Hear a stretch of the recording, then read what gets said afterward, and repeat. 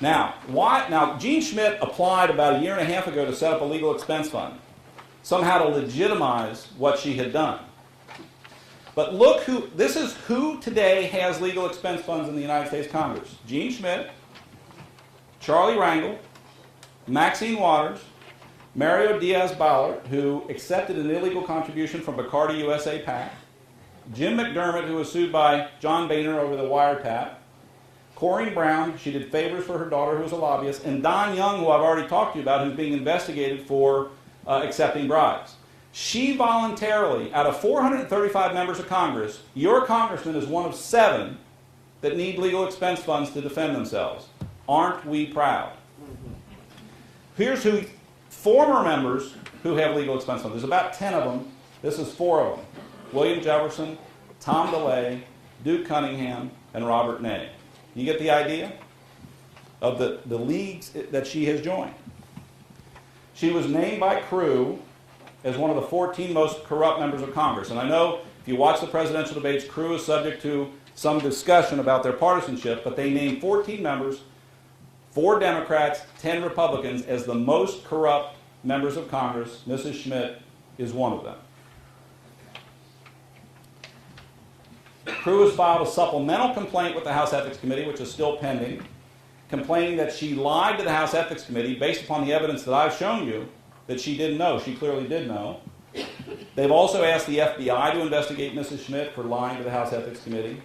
And that lie, as I've shown you today, for anyone looking at the evidence, is utterly irrefutable. She signed a letter on May 27 saying, I know. 3 weeks later, she says, I don't know. No one will take, and this is your question, I'm here to tell you, no one will take any enforcement action against her. She still has not fully complied with the House orders. She still, to this day, is pursuing her $6.8 million defamation claim against Krikorian. She still has the same attorneys, and she's still not paid a nickel back of the loan. Now let me tell you one thing. The House Ethics Committee made a finding in order to exonerate her. This is a quote from the House Ethics Committee report. They said, the committee has found, and this is in the letter that I've given everybody. Everybody got a copy of the House Ethics letter. The committee has found that Representative Schmidt's lawyers failed to inform her, and remember, the ethics rules require us to inform her, have failed to inform her of their payment arrangement with the TCA, and made false and misleading statements to her about the relationship with the TCA. We had an oral argument up in Dayton last week on this case, on the $6.8 million defamation case. The attorneys representing Mrs. Schmidt at that oral argument are the same ones who supposedly lied to her. If you had an attorney who someone else made a legal finding had lied to you, would you keep them as your counsel? You might? If they were free, huh? In other words, there's only good attorneys and bad attorneys, is that right? I suppose it's right. So what can you do about it? Well, the answer is not much, but one of the things you can do is, if you see Jean Schmidt, ask her about it. And by the way, one of the things we're still seeking that the House Ethics Committee never got was a copy of the letter with the Turkish Coalition of America where they agreed to pay her legal fees. I think she was copied on that letter. I think she got a copy of it. So that would prove decisively that she lied. We'd like to see a copy of that. Ask her if she'll release it. Talk to the local newspaper. The Cincinnati Enquirer knows everything that I just told you. They refuse to editorialize about this, and probably within the next 3 weeks they're going to endorse her for re-election.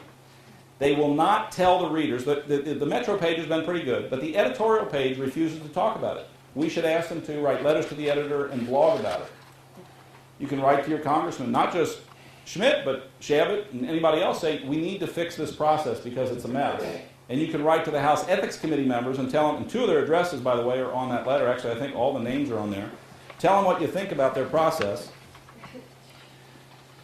In conclusion, we can conclude that the ethics process is entirely toothless and in fact exists to exonerate and whitewash the bad acts of members. The other agencies that would lock any of us up for similar behaviors, the IRS, the FEC, and the FBI, have a hands-off attitude towards member of Congress. I ask people this, and this is what's really frightening. It's not, we all expect, and it's certainly happened throughout history, that members of Congress are corrupt. That's fine. we all expect that some of them will get away with it. But let me ask you this. Everybody in this room knows, without a doubt, because we've read all about it, that Charlie Rangel, the former chairman of the House Ways and Means Committee, didn't pay the taxes that he owes and misreported his taxes on a condominium down in the Dominican Republic. We all know that. But the question is, does anybody in this room have a reasonable expectation that the U.S. Attorney and the IRS will do anything about that? And that's what's scary. And ma'am, that's the point of my presentation, is we need to get back to the point in this country where we believe, even if it's not true, where we have some belief that the people who enforce the law will evenly enforce the law. And we need to have politicians who are fearful that if they break the law, they'll be prosecuted. And as you've seen today, if you were a member of Congress, would you have the slightest concern that anything you do would result in an ethics process or an indictment for your behavior? The answer is no. And we need to demand that kind of accountability from our Congress. And I'm not pretending that it's easy, but I'm starting by doing these presentations that I'm saying I'm not going to be silent about it. I'm going to tell people what's going on up in Washington. So when you wonder why things look so lopsided up there and so corrupt and so impossible to fix, watch this. Now, think about one other thing. Even if Jean Schmidt had gone up to Washington with an independent mind when she went up there, now doesn't she owe her soul to those members on the House Ethics Committee who let her off the hook?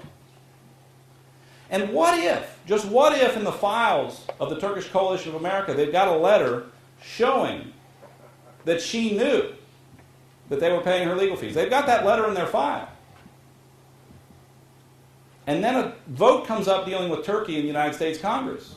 Could she possibly exercise independent judgment knowing that they could put her in jail because of that letter?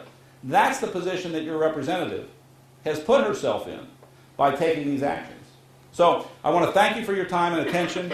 I think it's very important. I'm glad to answer any questions you may have. I hope I've answered your question and why this is so important to me. But yes, the House Ethics Committee did exonerate her, and that is the reason that I'm here.